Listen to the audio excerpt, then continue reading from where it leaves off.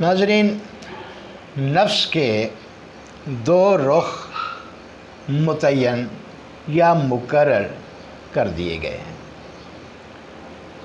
یعنی ایک ہی سکے کے دو رخ، ایک مطیع اور دوسرا سرکش، ایک تسلیم کر لینے والا اور ایک انکار کر دینے والا، ایک مثبت دوسرا منفی، یا آزاد اور غلام۔ غلام سے مراد کسی طاغوتی طاقت یا شیطان کے پنجہ استبداد میں پھنسا ہوا، جکڑا ہوا۔ آزاد سے مراد کسی حد تک انسان کا آزاد ہونا۔ جیسے اقبال نے کہا، تیرے آزاد بندوں کی نہ یہ دنیا نہ وہ دنیا، یہاں جینے کی پابندی وہاں مرنے کی پابندی۔ وہ افراد، وہ نفوس جو نور نبوت سے اکتساب کرتے ہوئے اپنا تزکیہ و تصفیہ کر لیتے ہیں، وہی صاحب امر ہوتے ہیں۔ یہاں پہ ایک ابہام کا بھی ازالہ کرتا چلوں۔ قرآن پاک میں اللہ تعالیٰ نے فرمایا، اطاعت کرو اللہ کی، اس کے رسول کی اور ان کی جو تم میں صاحب امر ہیں۔ صاحب امر سے مراد شروع سے لے کر آج تک وہ افراد لیے جاتے رہے ہیں جو حکمران ہوں، صاحب اقتدار ہوں، جب کہ بات ایسی نہیں ہے۔ صاحب اقتدار یعنی حکمران، وہ کوئی بادشاہ ہو، صدر ہو یا وزیر اعظم وغیرہ۔ شروع سے آج تک اگر ہم اس بات کا تجزیہ کریں، دیکھیں تو تقریباً ہر صاحب اقتدار فرد کے اندر بہت سی خامیاں، خلاف شریعت عادات موجود ہوتی ہیں، موجود ہیں۔ تو یہ کیسے ممکن ہے کہ اللہ حکم دے کہ اللہ کی اطاعت کرو، اس کے رسول کی اطاعت کرو، اور پھر فوراً یہ کہ تم میں جو صاحب اقتدار ہوں۔ اب صاحب اقتدار لوگوں میں بہت بڑی خامیاں ہوتی ہیں، موجود ہوتی ہیں۔ کوئی ظالم ہوتا ہے، کوئی جابر ہوتا ہے، اور دیگر شیطانی صفات بھی بہت سی ان کے اندر موجود ہوتی ہیں۔ میں نہیں سمجھتا کہ ایسے لوگوں کے بارے میں جو شریعت کے معیار پر، تقویٰ کے معیار پر، فضیلت کے معیار پر، خلیفۃ اللہ فی الارض ہونے کے معیار پر پورے نہ اترتے ہوں، ان کے بارے میں اللہ یہ حکم دے دے کہ ان کی اطاعت کی جائے۔ فقہی طور پر یا شرعی طور پر اس حد تک کہ ہاں کسی بھی حکمران کی مجلس شورا، علماء اسے کوئی مشورہ دیں شریعت کے بارے میں اور وہ فرمان جاری کر دے، تو عام مسلمانوں پر پھر اس فرمان کی اطاعت لازم ہو جاتی ہے۔ یہ نہیں کہ وہ جو بھی حکم نافذ کرتا رہے، جاری کرتا رہے، اس پر عمل ہوتا رہے۔ ایسے لوگ صاحب امر یا صاحب اختیار کے دائرے میں کلی طور پر نہیں آتے۔ مثال کے طور پر وہ افراد جنہوں نے نور نبوت سے اکتساب کیا، اپنے نفوس کا تزکیہ و تصفیہ کر لیا، کتاب و حکمت کی تعلیم جنہوں نے حاصل کی اور کتاب و حکمت کو سیکھا بھی، وہی صاحب امر ہو سکتے ہیں۔ حضرت عمر کا دور خلافت ہے، مصر فتح ہوا، وہاں پہنچے، غالباً حضرت سعد بن ابی وقاص اسلامی لشکر کے کمانڈر تھے، تو وہاں جا کر انہیں ایک عجیب سی رسم کا پتہ چلا۔ وہ رسم یہ تھی کہ دریائے نیل میں ہر سال ایک زندہ لڑکی ڈالی جاتی تھی تو دریائے نیل بہہ پڑتا تھا، اس میں پانی آ جاتا تھا۔ جب وہاں کے مقامی لوگ اب کی دفعہ ایسا کرنے لگے تو حضرت سعد بن ابی وقاص نے معلومات کے بعد انہیں منع کر دیا۔ مدینہ منورہ خط لکھا کہ یہاں ایک عجیب سی رسم ہے جو پتہ نہیں کب سے چلی آ رہی ہے۔ اس کے جواب میں صاحب امر نے دریائے نیل کے نام ایک خط لکھا اور کہا کہ لڑکی کی بجائے اس رکے کو، اس خط کو دریا کے اندر ڈال دیا جائے۔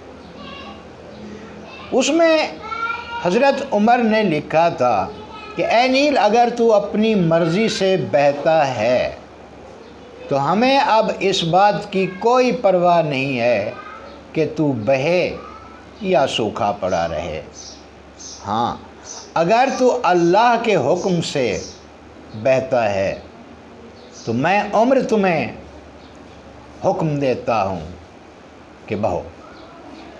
وہ دن اور آج کا دن کہتے ہیں کہ دریائے نیل مسلسل بہہ رہا ہے، کبھی خشک نہیں ہوا۔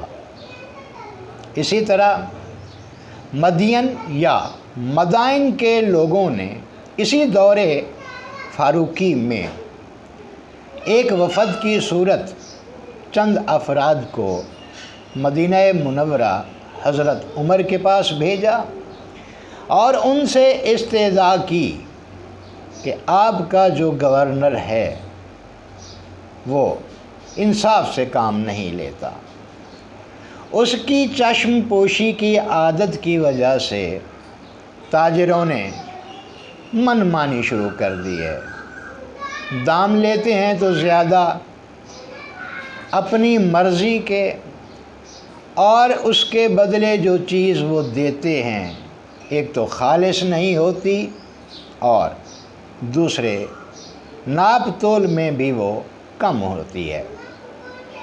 مہربانی کریں۔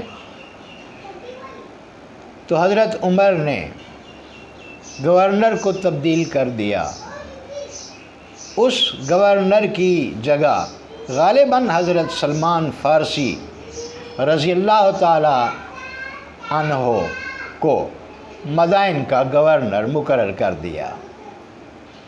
حضرت سلمان فارسی مدائن پہنچے اور اپنی درویشانہ طبیعت کے موافق سیدھے مسجد کے اندر جا کر ڈیرا لگا لیا۔ وہی معمولات، اللہ اللہ کرنا، اور اگر اس دوران نیند کا ٹائم ہو گیا تو اینٹ اٹھائی، سر کے نیچے تکیے کے طور پر رکھی اور سو گئے۔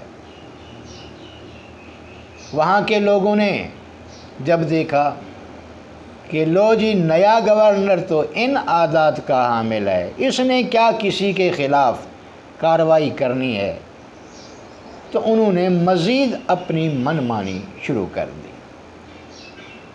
پھر ایک دن چند لوگ نئے گورنر کی خدمت میں حاضر ہوئے اور عرض کی کہ آپ نے تو اپنی عاقبت سنوار لی، ہماری تو دنیا بھی خراب ہو رہی ہے۔ شکایت سننے کے بعد انہوں نے آئے ہوئے وفد کے لوگوں میں سے کسی ایک سے کہا کہ جاؤ ذرا تاجروں کو، دکانداروں کو کہو کہ تمہیں گورنر صاحب بلا رہے ہیں۔ اب وہ جو تاجر تھے، دکاندار تھے، ان کی ڈھٹائی اس حد تک بڑھ گئی کہ پیغام سننے کے بعد انہوں نے کہا ہاں جی ٹھیک ہے آپ چلیں، ہم آ رہے ہیں۔ نہیں آئے۔ دوسرا بندہ بھیجا گیا، نہیں آئے۔ تیسرا، حتیٰ کہ پھر آپ نے ایک بندے سے کہا کہ اب تم جاؤ، تو وہ ہنس پڑا۔ آپ نے اس کی اس طنزیہ یا تمسخرانہ ہنسی کو نظر انداز کیا اور کہا کہ اب جاؤ، ان دکانداروں سے نہیں کہنا دکان کے اندر موجود وزن کرنے والے جو باٹ ہوتے ہیں یا کپڑا ناپنے والا جو آلہ ہوتا ہے جس کو گز کہا جاتا ہے، ان سے مخاطب ہو کر کہو کہ گورنر کا حکم ہے کہ اپنے اپنے دکانداروں کو میرے پاس حاضر کرو۔ وہ شخص گیا، پہلی دکان پر پہنچا اور دکان کے باٹ کو یہ پیغام دیا۔ پھر تو غضب ہی ہوا کہ وہ باٹ اڑے، دکاندار کو لگنا شروع ہوئے، کوئی کہیں پڑ رہا تھا اور کوئی کہیں پڑ رہا تھا۔ اس شخص نے یہ دیکھا اور پھر اگلی دکان پر، پھر اس سے اگلی دکان پر۔ تھوڑی ہی دیر گزری، سارے تاجر مسجد کے اندر گورنر صاحب کے سامنے سر جھکائے بیٹھے تھے۔ کہتے ہیں کہ وہ دن اور آج کا دن مدائن میں اب ناپ تول میں نہ کمی ہوتی ہے، نہ ملاوٹ ہوتی ہے، اور اشیاء کے دام بھی انتہائی مناسب وصول کیے جاتے ہیں۔ تو کیا خیال ہے، صاحب امر یہ ہوئے یا دوسرے حکمران؟ صاحب امر وہ افراد جنہوں نے اپنے نفوس کا تزکیہ و تصفیہ کر لیا، نور نبوت سے اکتساب کیا، کتاب و حکمت کی تعلیم حاصل کی اور اسے سیکھا بھی۔ اب کتاب و حکمت کی تعلیم دینے والا اور نفوس کا تزکیہ کرنے والا کون ہے؟ تو قرآن پاک ہمیں بتاتا ہے کہ وہ شخصیت اللہ کے بعد صرف نبی آخر الزماں صلی اللہ تعالیٰ علیہ وآلہ وسلم کی ہے۔ جو افراد جنہوں نے اس در پہ سر جھکایا، اسی کو اپنا ملجا و ماوا سمجھا، اسی کی تعلیمات پر عمل پیرا ہوئے، ان کے نفوس کا تزکیہ تصفیہ ایسے ہوا کہ حضرت عمر کے بارے میں کہتے ہیں کہ وہ جس راستے سے گزرا کرتے تھے، شیطان وہاں سے 3 دن کی دوری پر بھاگ جایا کرتا تھا۔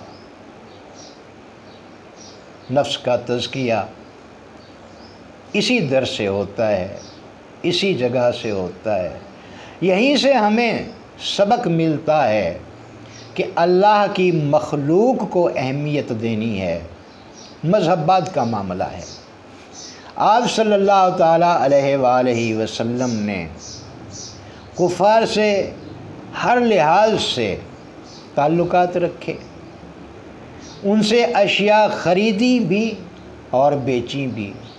مشرکین میں سے کوئی آ گیا تو آپ نے اس کی مہمان نوازی بھی کی، اس کی کھانے پینے کی، اس کی رہائش کی ضروریات کو بھی مد نظر رکھا۔ غیر ممالک سے آنے والے وفود کو مسجد نبوی میں ٹھہرایا جاتا تھا، بھلے ان کا مذہب جو بھی ہوا کرتا تھا۔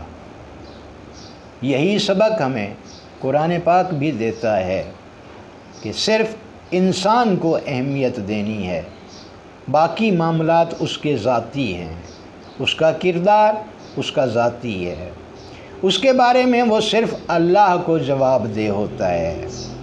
ہمیں یہ حق نہیں پہنچتا کہ زبردستی کسی کو کسی بات پر مجبور کریں۔ لا اکراہ فی الدین، دین میں کوئی زبردستی نہیں ہے۔ ایسے ہی افراد جو ان باتوں پر عمل پیرا ہوتے ہیں، وہی تزکیہ اور تصفیہ کر لینے کے بعد، اپنے نفوس کا تزکیہ و تصفیہ کر لینے کے بعد اس مقام پر فائز ہوتے ہیں جسے صاحب امر کہا جاتا ہے۔ مزید تفصیل آئندہ۔